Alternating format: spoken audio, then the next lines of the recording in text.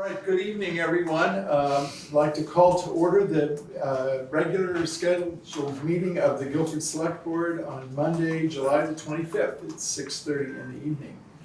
Nice to see everyone here. I will turn the meeting over for rules of procedure right to Rusty. Okay. The Select Board has adopted a set of rules and procedures for its operations.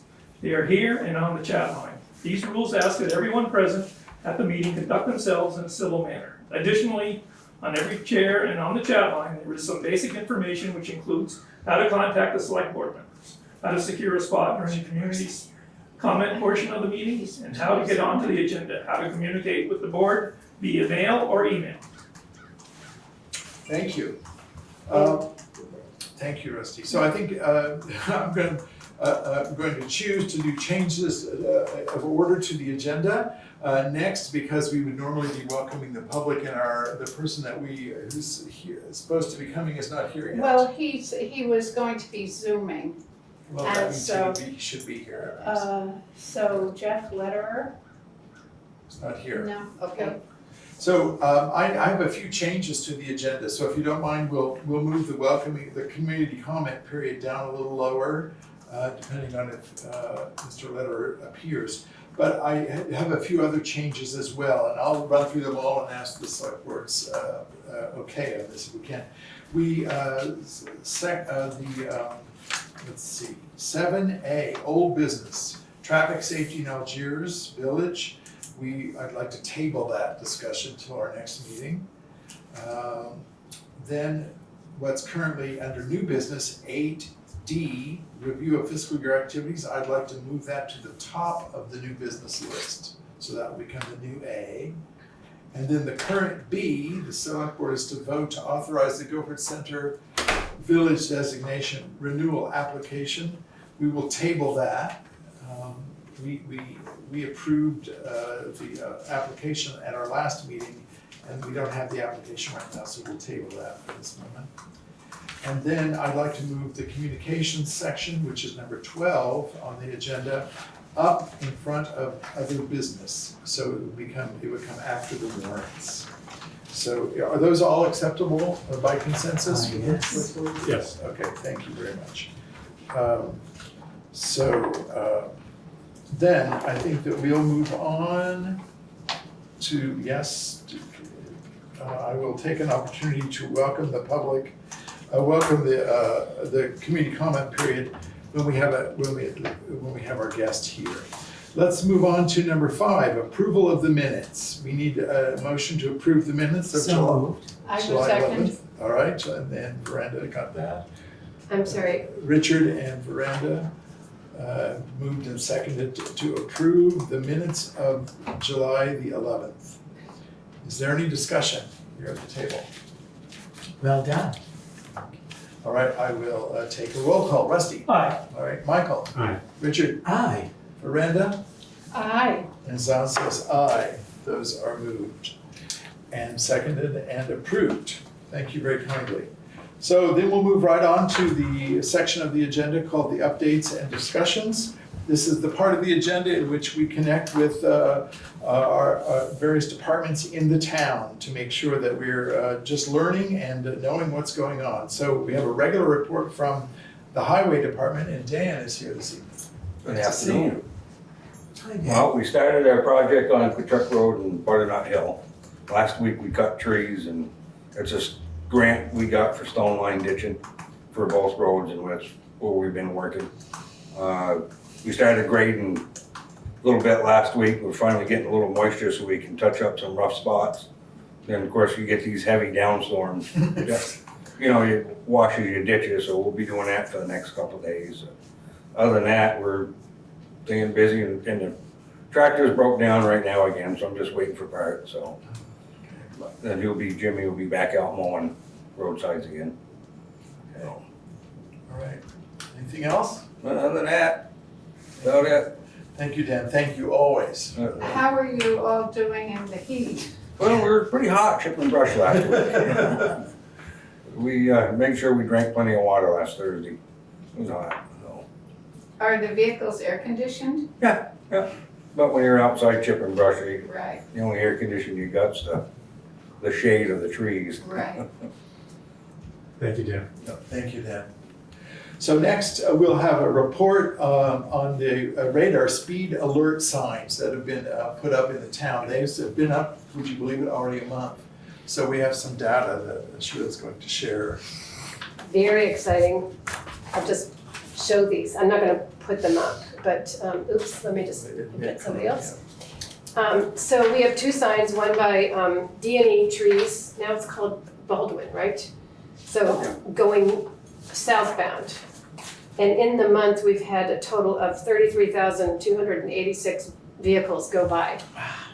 Of those 33,000, 16,341, or 49%, were at speeds of 41 miles per hour up to 90 miles an hour as they hit the sign. We don't know what happened after they hit the sign, but that's roughly half of the people going southbound were really hoofing it. Tooling. Northbound, the sign is by La Rocks, right? Yeah. And so we had a total of 12,126 vehicles that went by in, since the 28th of June, which is when we started recording. 36% of those vehicles were going somewhere between 41 and 90 miles an hour. So Similar. we're learning how to use the data and figure things out, but it's just, that's our first month of reports. Great, thank you. Thank you. All right. John, can I ask you a Yes, question? oh, yes. You Sheila- want to identify yourself? Oh, sorry, Steve Lemke, Green River. The 33,000 plus versus the 12,000 plus, they don't get registered, when they go past one sign, they don't get registered on the other side. No, So we can't say that half of the 33,000 turned right and went into someplace else. They just, we only have one way out. Right. Okay, all right, thank you. So, in my understanding, it reads one lane of traffic. Right, Is that right? Yeah, okay. But there's a lot of traffic that goes to the Commonwealth.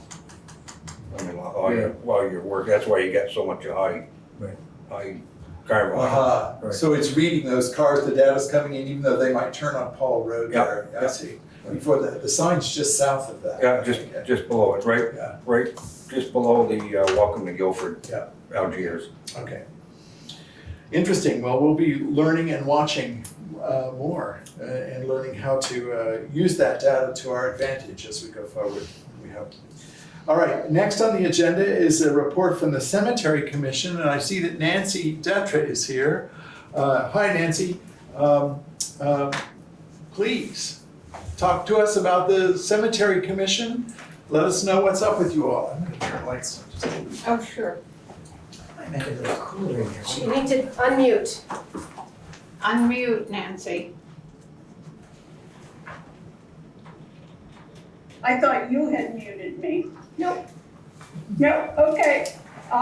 So I'm here to talk about, just briefly about what the charge of the Guilford Cemetery Commission is and what tasks we've taken on recently. Our charge, the ones that this commission has been doing for many years before I was on the commission, was to provide a burial space for town residents. We have 10 cemeteries that are town-owned. We have other cemeteries that are privately owned. So I think maybe it's useful, and I will a little bit later tell you which ones belong to the town, because it's kind of confusing. I know that we have had to get that straight ourselves. So burial space for town residents, and to make sure that they're well maintained and safe. Then we have to keep track of the funds that are used by the Cemetery Commission for maintenance of the cemeteries and sometimes an upgrade. So that's gonna have me jump to the projects that are currently taking our time. every meeting, we meet at a cemetery during the warm months and just sort of see how it looks and pick up sticks and you know, generally keep it looking nice. But we don't do the mowing, that's charged out. And so I'll start with maintenance because the cost of fuel has gone up so drastically.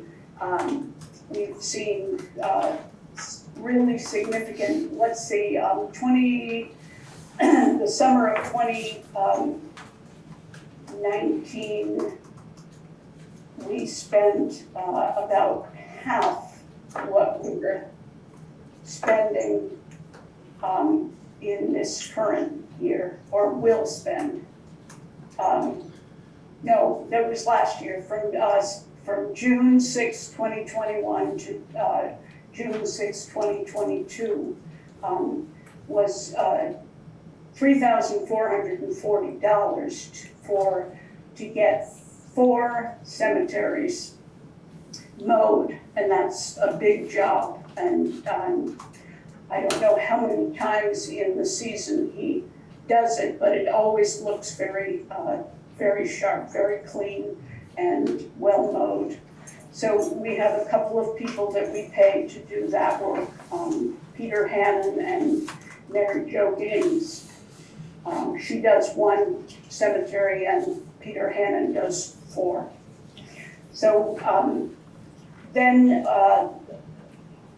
in addition to the maintenance, we also are working on a specific cemetery, Maplehurst, which is down on Route 5.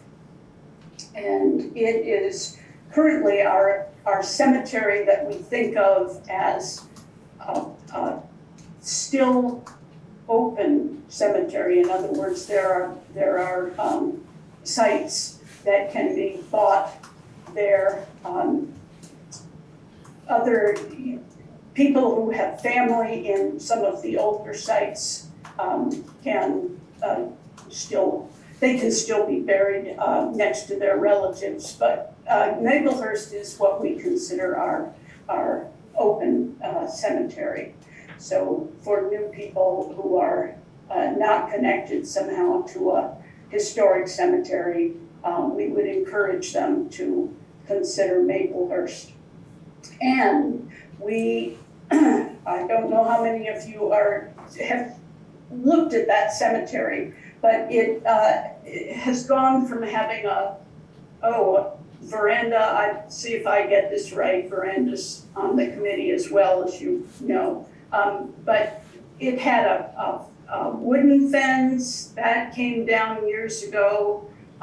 It has beautiful stone posts, but no fence between them. So we have gotten the stone posts that are broken replaced, and are considering how we will connect the posts with, you know, what kind of chain or I think we've pretty much decided that chain is what we will use on the front of the cemetery, on the Route 5 side, and also on the south side. The other, we want to have one side that's open so that people can get in there to have new graves dug. Then that Maplehurst fence project has been a big one for us. Maintenance is always a big one, and getting bigger. So I think that's something to consider when you're working up a budget. We are also documenting our rules, procedures, and tasks so that when the job gets handed down, there will be documentation of of how the work is done. Right now, Eric Morse does a whole lot of work and others, but Eric has really taken on the lion's share of being in touch with people who need to bury a relative or are thinking of having a grave site for themselves. And we are fortunate that he is a surveyor, or has been, and has been able to do some mapping in the cemeteries and is aware of what's happening at other cemeteries and kind of keeps us thinking historically how we want to have our cemeteries be. And so we're documenting all those procedures, and in that effort, we are making up a flyer that can be at the town office for people who are interested in learning about the cemeteries to pick up. So it's going to be a flyer for the public to see generally what the cemetery commission does and what the rules are for buying a cemetery plot, and what it needs to have in terms of space and cornerstones and whatnot. We also do the flags on Veterans Day. We put out flags in cemeteries where somebody else isn't already doing it, which covers a couple of the cemeteries. People take care of that because they have relatives, veterans in the cemeteries themselves. And we're talking about signs for the cemeteries because a few of them are kind of hard to spot. And we think that because we like for people to be using the cemeteries for solace, but also for education about our town. It would be nice if we had signs by the road that told where these cemeteries are.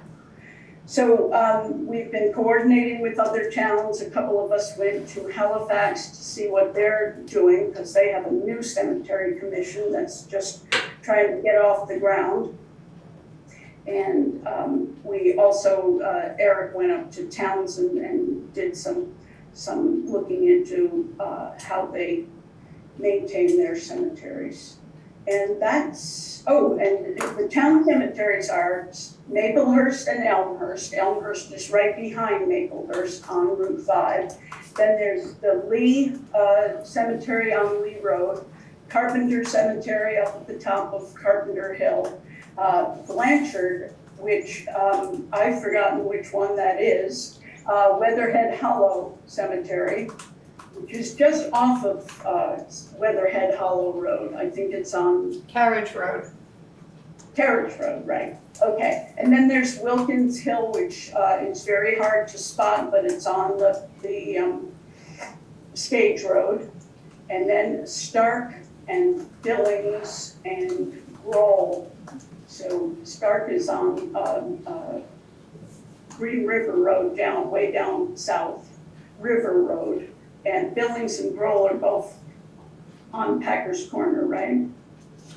On or off. And Blanchard is off the Guilford Center Road. Oh, right, that's the one that's up right where the Weatherhead Hollow meets the Guilford Center Road. On the opposite side, you go up there. That's a beautiful cemetery. So that's about it, and I may have missed something, but if you have any questions, I can answer them, or maybe my time is up. Thank you, Nancy. Thank you very much for that very informative report. There's a note in the chat. I think you said at one point that flags are going up at Veterans Day, and someone suggests that perhaps you actually meant Memorial Day. And I think I probably did, yeah. Okay, great. Just wanted to clarify that. Are there any questions here at the Select Board? All right, Steve Lemke? Steve from Green River. Nancy, if people wanted more information on what's allowed in the cemetery, like vaults or green burial, is there something that's available for that? That's part of what we're doing. I'm the liaison to the Cemetery Commission from the Selectboard, and we don't require vaults in any of our cemeteries, and the rest of the information will be in our brochure. Great. If people want to have green burials, in the sense that people are talking about them these days, just more shallow and without perhaps a formal box, that's allowed. But we're getting that all laid out so that the brochure should answer all your questions. And of course, anytime that anybody has a question that doesn't get answered in the flyer, or currently before the flyer is even ready, should call one of us. And Penny, of course, can tell you how to get in touch with any of us, so. Great. All right, Thank you very much. Thank you. thank you. All right, Thank thanks a you. lot, Nancy. All right, Cemetery Commission. All good work, very important, long-term work. Thank you. Let's move We're all now. going. Yes, we're all going to know more and more about it. Let's move ahead now to the community comment period. We'll move it in at this point in the agenda. Yes. So Veranda. So, the community comment time is a time for different community members to offer information about something that's going on or something that's on their minds. And tonight we're going to hear from Jeff Lederer, who is a part-time resident of Guilford, a homeowner from a family with deep ties to Guilford, who wants to tell us about what he's planning. So Jeff? Here he comes. Willing to turn on your screen? Yeah, getting to it. There we go. There. Go. Yeah. Hey, thank you for that introduction, Veranda, and thank you to the Select Board for inviting me in to speak very briefly about a cultural event that I'm holding in the area. Oftentimes when I introduce myself to folks around town, I say that I'm not a real Vermonter because I only spend the warm months there, so clearly I'm not. But for many, many years, my wife's family has been on Packers Corner Road, neighbors of Veranda's. And if you know the name La Rosa, it's because my mother-in-law and father-in-law spent 40 years on the road, and now very happily me and Mary, my wife, Mary La Rosa, are caretaking the home on Packers Corner Road. But it's usually been my place to retreat from the world. This summer, I'm doing something a little bit different. I'm a musician, and I'm holding a cultural event on August 5th through 7th that is called the Little I Music Festival. The word little, the letter I Music Festival. And it's a brand new thing that I've kind of come up with to commemorate two numbers. One is the number 20 because my record label, which is called Little I Music, has been in existence for 20 years. And the other is a much bigger number because it's my birthday, and a milestone birthday I'm celebrating at the end of this whole thing. So I'm just at Veranda's invitation, taking a minute to let you all know that this event is happening, and it begins at Gallery Walk on August 5th when I bring a New York City salsa band in to play Gallery Walk, which is a lot of fun. And the next day on August 6th, I have a few events, one at the Bandwagon Festival in Putney, and in the evening at the Stone Church with a group of mine that is called Shakers and Bakers, and we in fact play music by the religious community known as the Shakers, but perform that in extremely interpretive ways. And on the Sunday, there's maybe closest to home with the Guilford community, I'm doing, well, three events. It begins with yoga, a guided yoga practice, and live music in the morning at the 118 Elliott Gallery. In the afternoon, literally 40 years of my chamber music scores, which have never been heard before. Yeah, it's a milestone birthday thing, a little gift to myself, are being performed at Next Stage Arts in Putney at 2 o'clock, along with a beautiful bento box meal cooked by my daughter Maya, who is a renowned chef in the Japanese tradition. And then in the evening, and again, most close to home, in the evening up at Copkind Colony at 7 o'clock, we're doing an event which we're calling Agriculture, and that involves a duo performance by myself and renowned jazz drummer Matt Wilson, and a short film screening and lots of other events. And it kind of ends up with a nice hangout as I slowly slip into my 6th decade. So I think I just did that in 2 minutes, and it was really just informational. I see you guys are taking care of important business, such as the previous item, which is really the most important business. I'm starting to think about it myself. But I wanted to have the opportunity, and I thank you for letting you know about my festival, and to remind you one more time, it's, if you're interested, it's the word little, the letter I, which is here emblazoned on my arm, and that's a phrase from Shaker Poetry, a little I music. So if you're interested, I'd love to see a lot of community engagement around this event. So thanks so much for letting me share the information with you. All right, thank you, Jeff. Thanks very much. And best wishes, yes. It sounds like a lot of fun. Great. Yeah, see you on the road. Thank you. Good, thank you. All right, folks, thank you. We'll move right on to new business then. The first order of business, as we adjusted, will be a review of our fiscal year activities. And I'd like to just say that this is the beginning of a small set of discussions. Maybe perhaps this one might be more like a lecture tonight, but discussions about how the Guilford Selectboard concerns itself with a number of important town issues. And the budget is one of the most important ones that we deal with, and financial issues all the way around. So this series is going to deal primarily with finances.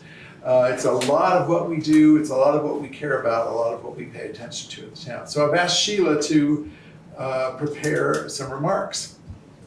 I promise you, this is not going to be as exciting as Jeff's. I also, it's a pretty dense little lecture here, and I'm going to ask if you have questions. Miranda, maybe behind you or somebody can just take notes. We're not going to answer questions tonight, but I'm curious to know if people have issues that they want more information on that I can take up at another time. I think it's just, you've got the marker there, and Yeah, I think I'll just do this. that is a terrible board. It doesn't stay closed. It'll keep knocking Veranda in the head. Oh, goodness. So we don't want to do that. I need a helmet. So I'm going to start this. We're at the juncture of 3 financial years. We've just finished fiscal year 22 on June 30th, and we are starting fiscal year 23. We started it on July 1st, and in the coming few months, we're going to be working on fiscal year 24. So that gets really complicated, and to this day, even Penny has to stop and think, which year am I talking about? Because it rarely relates to the actual date that we're facing. So at this point in the fiscal year, we've already started an annual audit, and that is it's a formal audit, and it's conducted by a formal audit firm over 2 to 3 months. At its conclusion, the auditors will make recommendations to correct bookkeeping entries or errors.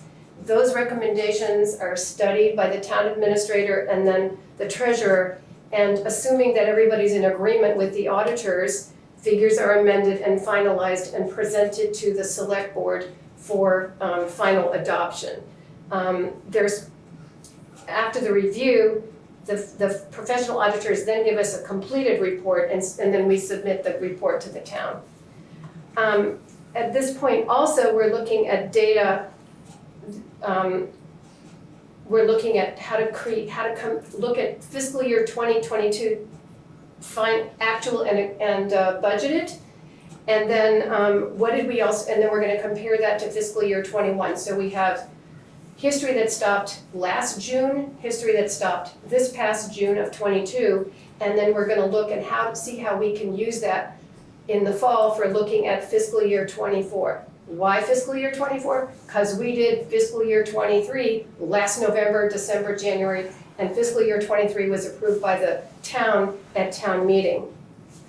We're also updating the status of town funds like the bridges, the highways, capital reserve, the commission's funds, the general funds, and then we're going to update existing and potential grant opportunities so we know where else we might be getting revenue in the coming fiscal year, not this next 12 months. So when we look at fiscal year 2023, we just got into this year. And as I said, this year's budget was prepared 8 months ago in the fall of 2022, approved by the select board and submitted to the town for approval. We have to then now take those approved budget figures and put them into what we call a budget status report. And then every 2 weeks, we compare, can I just hold this up for a minute? We compare expenditures to actuals. And there will be a report that's available to people, and we kind of look at that on an ongoing basis. We also use the budget that was approved as a major component of setting the tax rate, which we will discuss right after this. It's a really exciting opportunity to get to know how you figure out your tax rate. And I will say that this is figured using the total revenues the town needs to raise to cover the highway budget and the municipal budget, which was voted on and approved at town meeting. And we take out from the totals of those budgets, the tax, the state assistance and estimated fees and expenses to be collected for the tax year coming, all of which is figured into the annual budget. This tax rate is going to be set tonight. It's traditionally set in late July. And it begins with the assessor clerk and the town administrator and the town treasurer calculating the tax rate based on the budgets approved and additional information. And then this is reviewed by Penny, and it's then submitted to the select board for approval, and we will review that tonight after this. Once the two tax rates are, the tax rate that we set doesn't include the education tax state calculated by the state. The state sets this education tax annually and advises the town about what the rate is sometime in July, and we now have that information.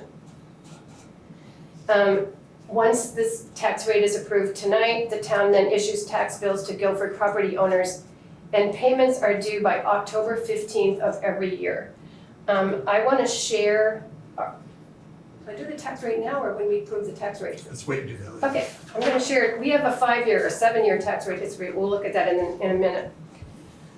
So I wanted to also review what's a level funded budget. And it's the select board's goal annually to create a budget as close to that of the prior year as possible. This in effect is akin to a budget cut, since our budget is going like this, but usually our prices are going like this. Our cost of living prices, now we know that for sure that that's what's happening this year. The select board also has a goal of annually managing the town's finances so that it's possible to fund the proposed budget without going into debt. And I'm just gonna look and see who's on the chat here, because, okay. That was a thank you from Jeff Letter. Just wanted to make sure we're not missing questions. Sure. Incurring debt almost always requires a vote by residents, and it could possibly increase the tax burden on residents. So, let's see. We're going to discuss at a later date funds. I mentioned that there's a lot of funds. We're not going to talk about those tonight because that's a long, lengthy, detailed topic, which everybody will be excited to wait for, I'm sure.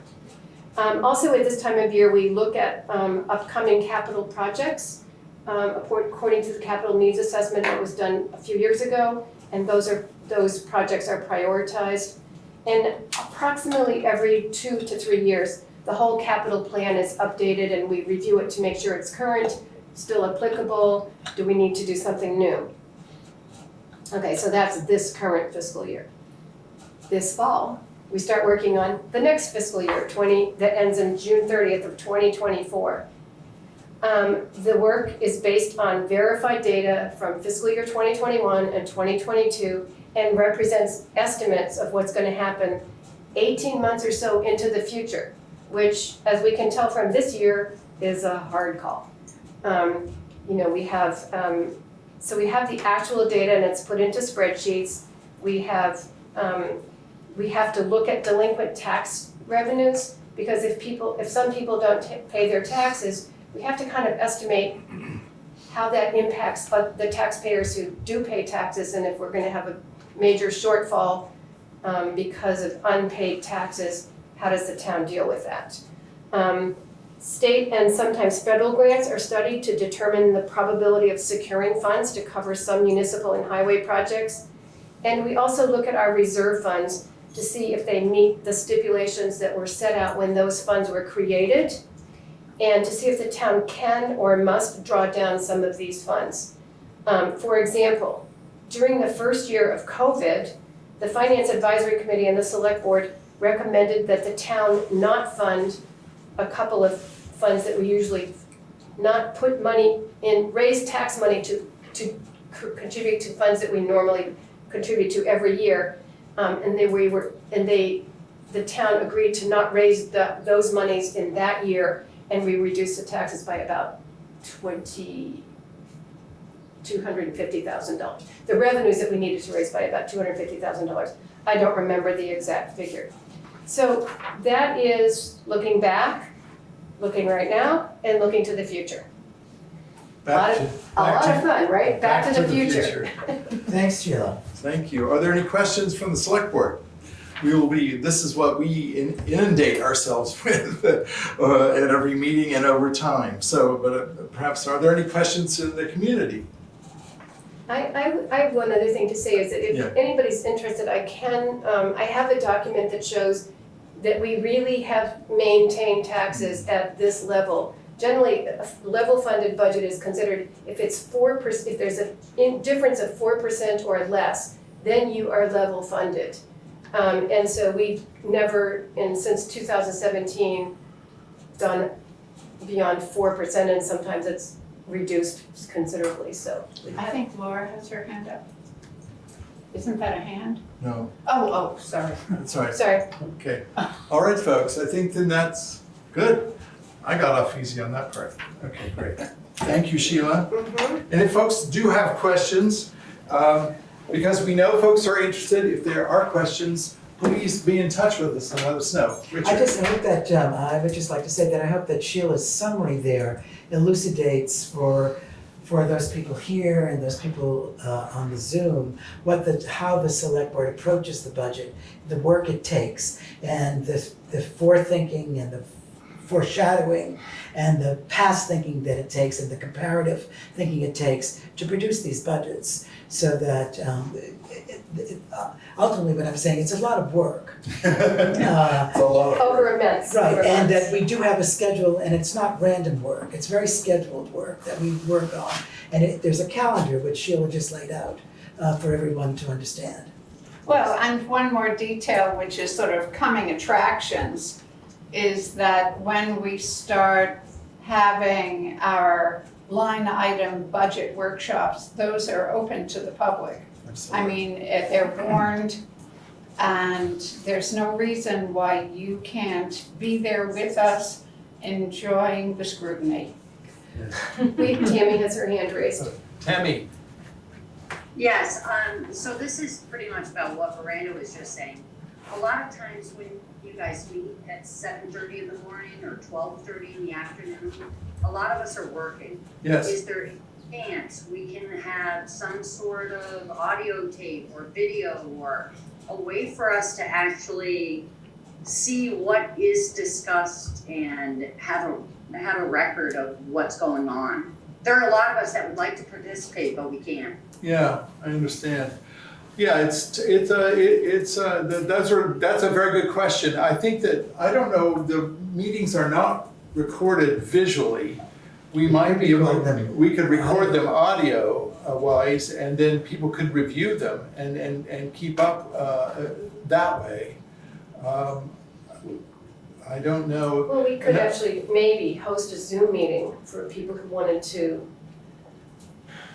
And then we can record, I don't know, we have to think about the technology, Tammy. It becomes, not only the technology, but the additional scheduling, because it's actually a lot of meetings that we end up scheduling, and I every. think we lost Tammy, oh, there she is.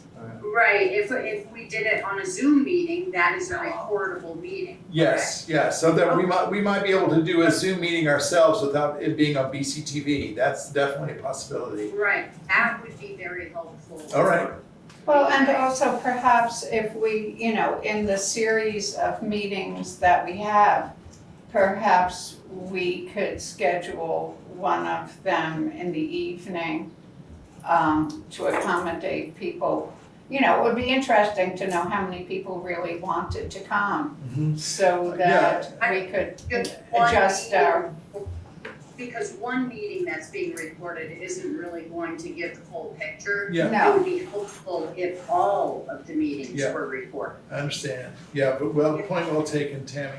I think that, just so you all know, it's not 100% that every select board member is at every single meeting. That's how difficult it is for us to find meeting times, because we all have things we're doing as well. So it gets kind of complicated. But I like your idea, the suggestion that we might record them or open them in a Zoom fashion and then record that meeting. So if people wanted to follow along, they could. Right, and even for the rest of the select board members that can't be there, it would Yeah. be easy for you to get caught up, Yeah, so okay. it would be helpful for thank you. Thank you. Thanks a lot. Thank you, Tammy. All right, any other comments from the community? All right, the next thing we'll do on the agenda then is to set the tax rate for fiscal year 2023. With taxes, as Sheila suggested, the taxes are due as of October 15th, 2022. And Lisa is here too. Yeah, and we should also say that Lisa is here. Nice to see you, our assessor. So, you want to come up here in case we have, come on up and join us in case there are questions. Okay, I'm sorry, this isn't sharing there. How do I do it? I had it on, You have to go to the Zoom here. I did it. I mean, I was, Go to the Zoom. Have to see. Yeah, see go it to too. the Zoom. Share screen. okay, so, okay. And choose, I bring my color version.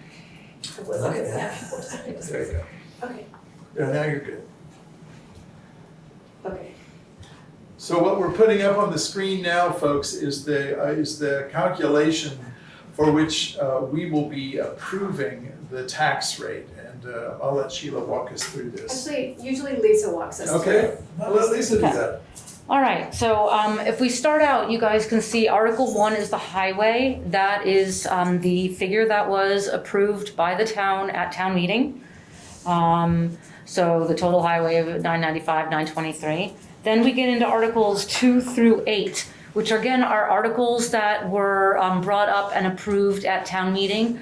They're not all necessarily exactly as they were in the book, because some of the articles got adjusted at town meeting, but these are the figures that were voted in at town meeting.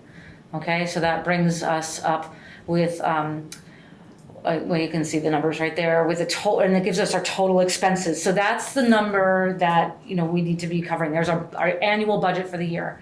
So, and then we go down a little bit further and we break down into highway and municipal, and we go across, we go expenses. Then there's other revenue, and other revenue could be things like grants or fees, penalties, interest, various things that come in from a variety of things like the pilot program, which is payment in lieu of taxes for Vermont state properties, all those kinds of things are other revenue. So that's just a figure that is, comes in from that. And then basically if you take the expense, subtract the other revenue, we get to be raised by taxation.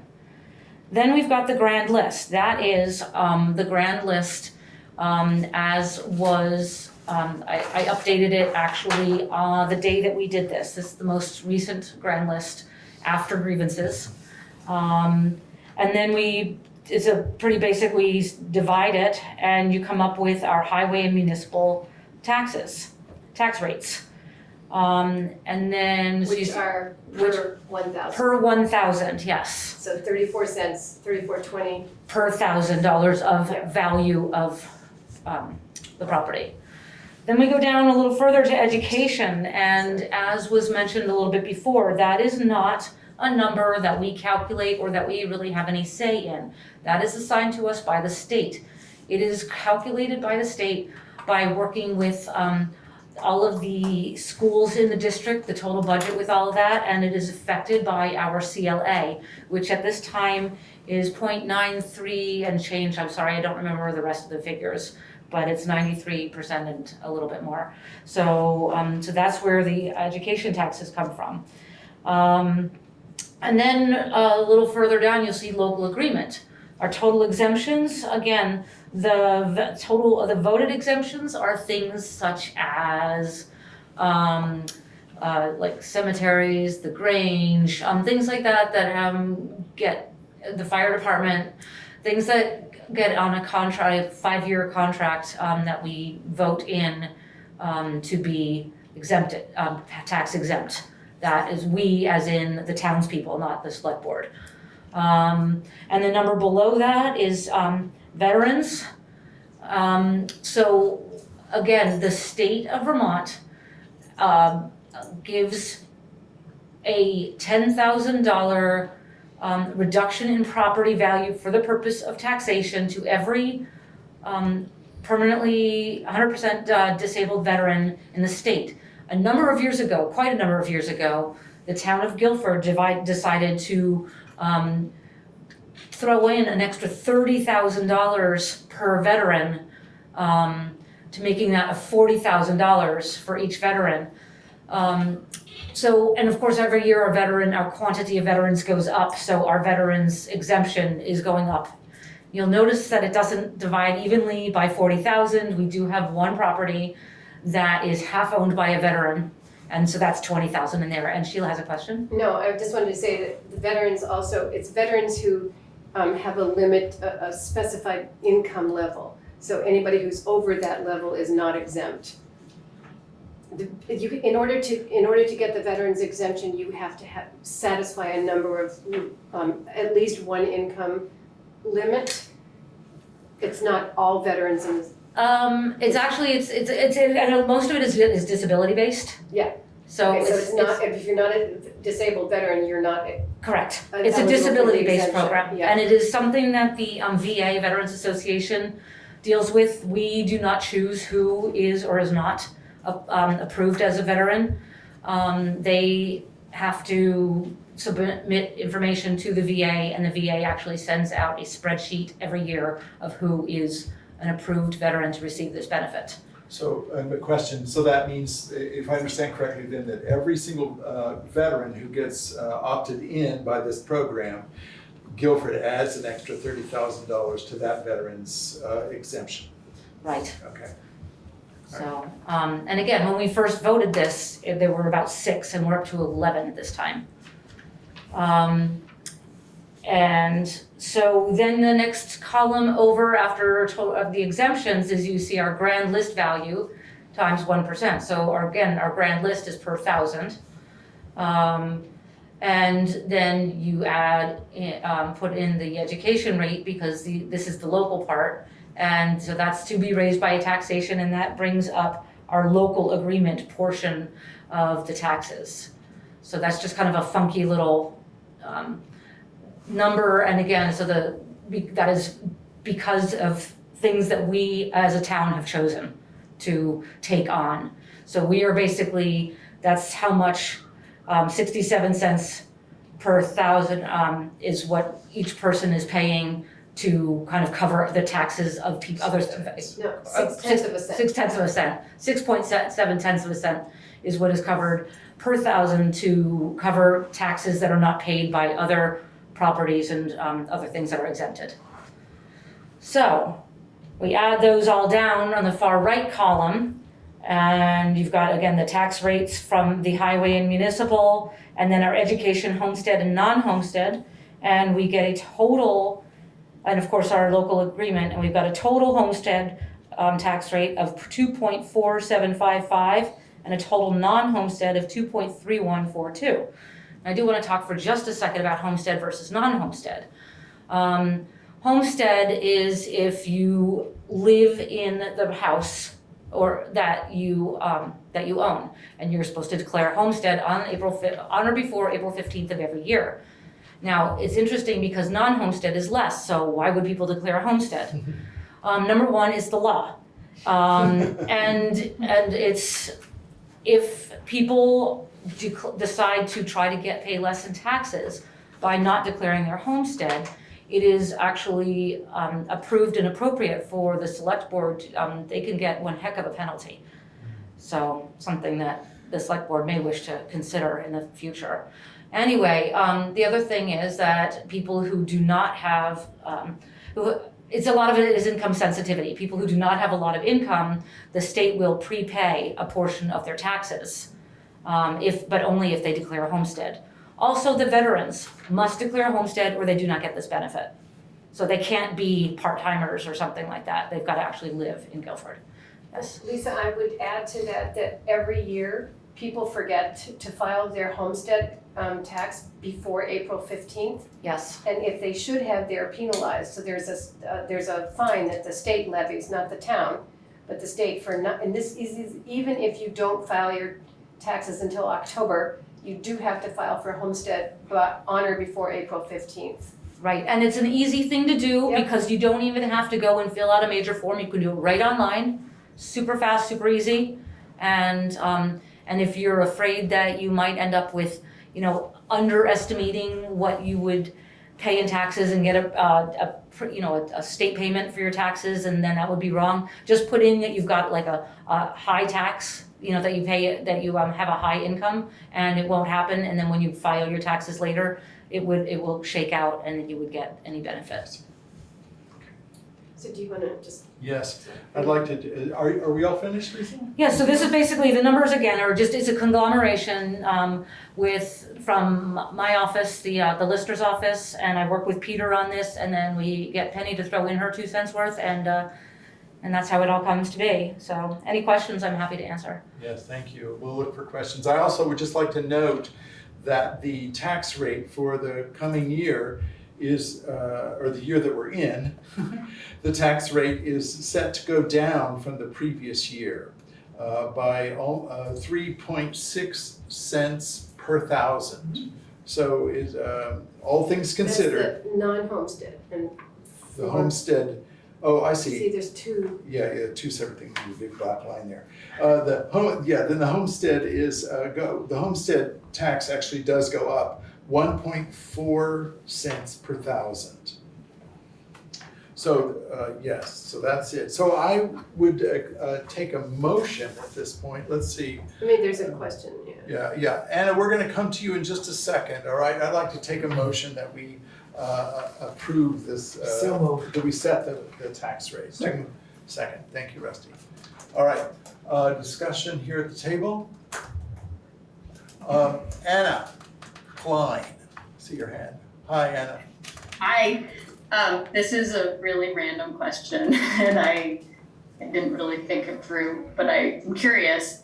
I don't know if other towns have done this, but fiddling with like on our end, from what we can control at town meeting, or I don't even know what process you would go through, but can we actually shift the non-homestead tax to be like equal or greater to, and I don't know what the implications of that would be, how that would change the town, obviously anyway, I'm just curious who would I talk to about like exploring that idea, and whether it even has any value, because I'm just curious about it, because the idea that the people that are living here have a higher tax rate, obviously we're paying for all the things that, and it includes school and so on, but Isn't that following state just curiosity. criteria? Lisa? That is actually a state thing, Anna. Most of the towns in the state of Vermont actually are the other way. That the non-homestead is the higher tax rate and the homestead is the lower tax rate. And it all has to do with incomes and in the town. And so we got lucky with the overall income with people, and so that we got it flipped upside down, and so our homestead is higher. Uh-huh. So that's not in our control. There's nothing we can do about that. That is a state thing. All right. They call that shot. Okay, thanks. Thank you, Anna. Are there any other questions from the Zoom crowd? Any questions here in the room? Okay. All right. I'll take a roll call vote then. Rusty? Aye. Michael? Aye. Richard? Aye. Miranda? Aye. And Zan says aye. Thank you. Those tax rates are set then for this fiscal year, and they will go into our budget process.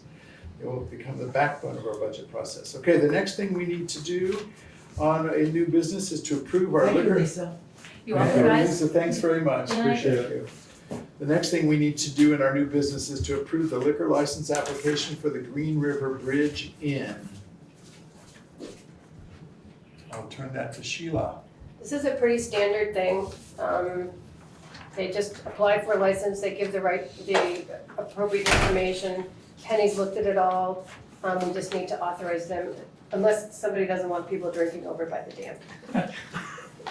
Is there gonna be a restaurant there too? I don't know.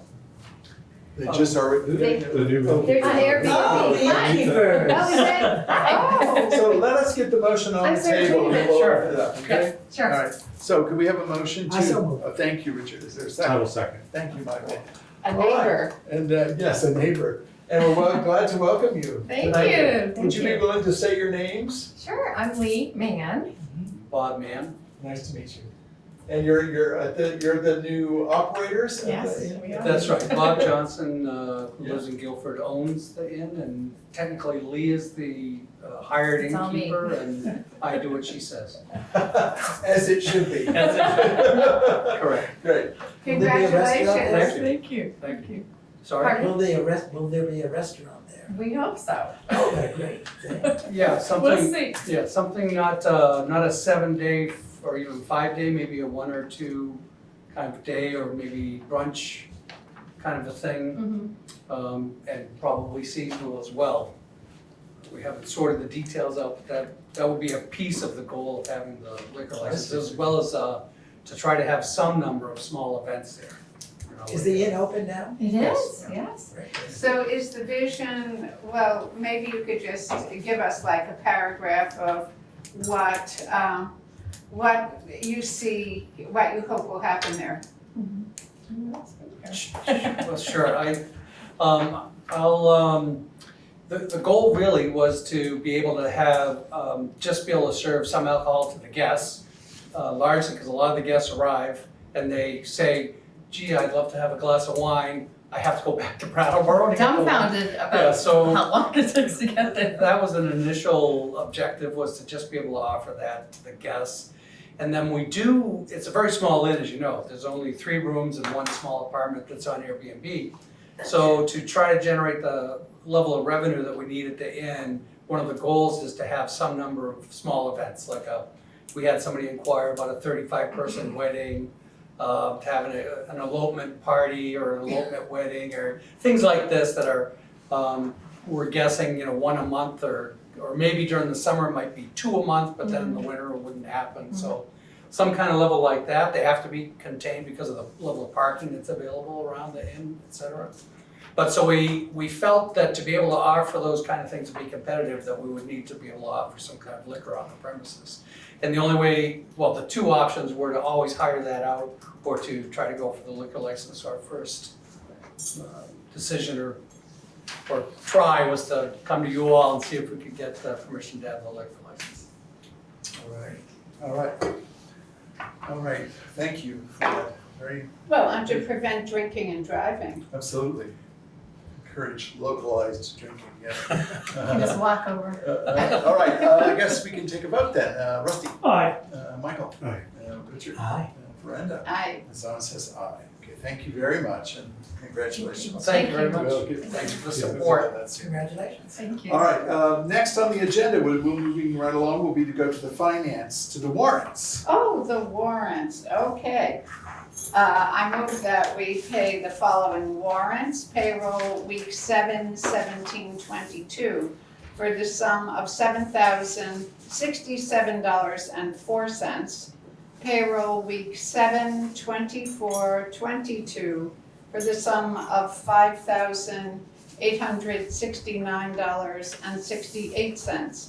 Expense warrant number 2302 for the sum of $44,810.19 for a grand total of $57,746.91. Is there a second? I'd second. Thank you, Richard. Is there any discussion? Yes, the major expenses were the year-end professional audit and gravel.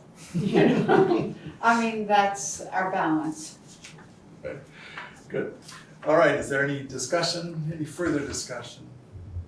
All right. Can I ask Yeah, sorry, Steve. just a quick question? Yes. Is the auditing firm a group that's been with the town, auditing the town for a number of years? Nemrick. Okay. No, No. not number, budget, it's the same, it's a professional audit firm, budget, blah, blah. Oh, you know, remember budget. it? Oh, 13 pardon years or me. something, Yeah, isn't and it? we have actually a 3 or, I think we're in the second of a 3-year contract with them. Okay, to so do- there's a consistency. Oh, So when yeah. you're talking about, Back to the Future and things like that, there's a She- consistency among the auditors as well. Yes. That's all I wanted to know. Yes, Yes. thank you. Yes, how long is our contract? Didn't we sign a contract with them for I a think, certain? I think we're in the second of a 3-year contract, I I think don't it's the second remember. year of a 3-year. I think I said that 3 times now.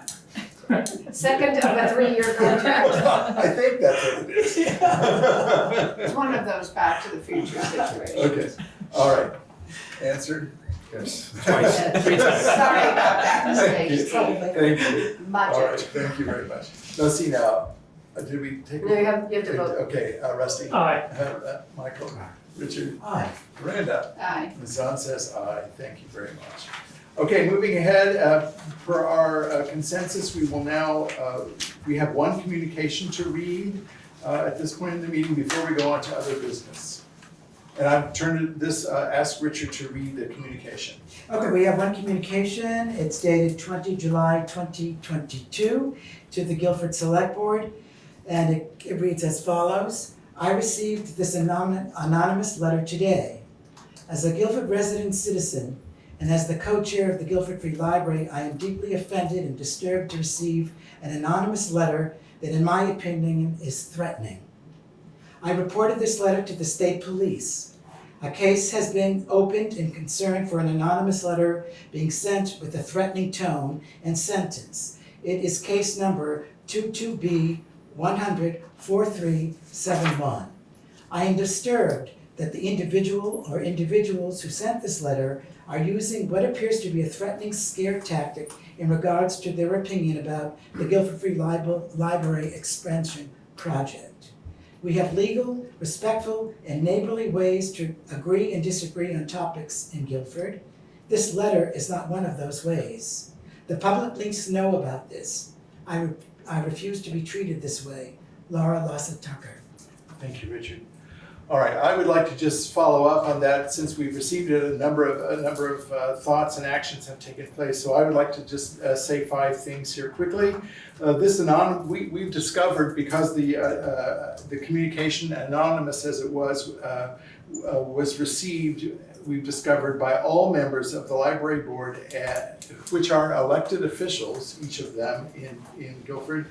It was also received by the staff at the library.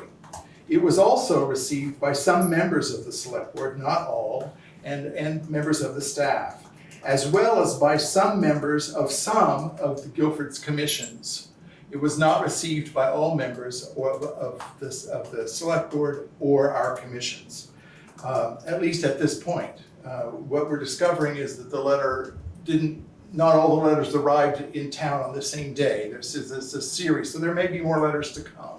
But at this point, this is how it stands. As stated in the letter, a case has been opened by the Vermont State Police. They will be following this with any further information. And the anonymous letter has been forwarded to the town's attorney for consideration and further clarification.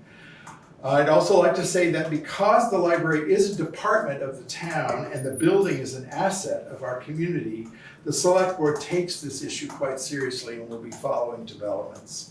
If there are questions about this, I would encourage you to be in touch with me, and I'd be happy to speak to anyone about this at any point. We won't take time now to talk about it. Thank you all. Then we'll move on to, is there any other business that would come before the select board? At this moment, other business would be that business which cannot wait until the next select board meeting. Is there any business that needs to be taken care of right now? All right, seeing none, thank you. Then, the next order of business is that I will move that the select board go into executive session to discuss a personnel issue. And this is, we can do this, I will be motioning according to V.S.A. section 313A3 of the Vermont statute, which deals with the appointment or employment or evaluation of a public officer or employee. And as part of this motion, I invite Sheila Morris to attend the meeting. Is there a second? I second. Thank you, Richard. Do we have to vote? We will vote in a second, Oh, okay. but I want to see if there's any discussion here at the table. All right, thank you. So we will vote now. Rusty? Aye. Michael? Aye. Richard? Aye. Miranda? Aye. And Zon says aye. So just before we move into the session, I will say that after we come out of the session, there will be just a listing of actions that we will, if there's any action to be taken from the executive committee, we will, at the executive session, we will deal with it right after the meeting. Then there are just a few more points of the regular agenda that we will adjust. The select board will hold that executive session in this room, and we will ask folks that are physically present to leave, if you don't mind. And then we will move everyone that's online, we will move you into the waiting room. And then after the executive session, we will invite you back into the waiting room. So give us a couple of minutes to get that all taken care of, and then we'll start. We stepped out of the executive session at 8:13, and no action will be taken from the session. We will then move on to actions from the previous meeting on the agenda. And there were two of those listed. One is just an accounting of something we did at our last meeting to authorize application for village center designation. That is moving forward. And then we are a pending action, which is to examine the Gazette's access to various mailing lists. That's still to be done. Actions taken tonight, next on the agenda. Actions taken tonight were to set the tax rate for fiscal year 2023.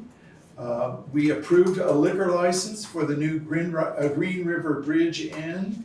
We also approved the warrants for tonight's business. And I don't think there was any other action that the select board has taken. There are no actions to be taken that came out of this meeting that I'm aware of. We have some issues that are pending, but they haven't been defined with action at this point.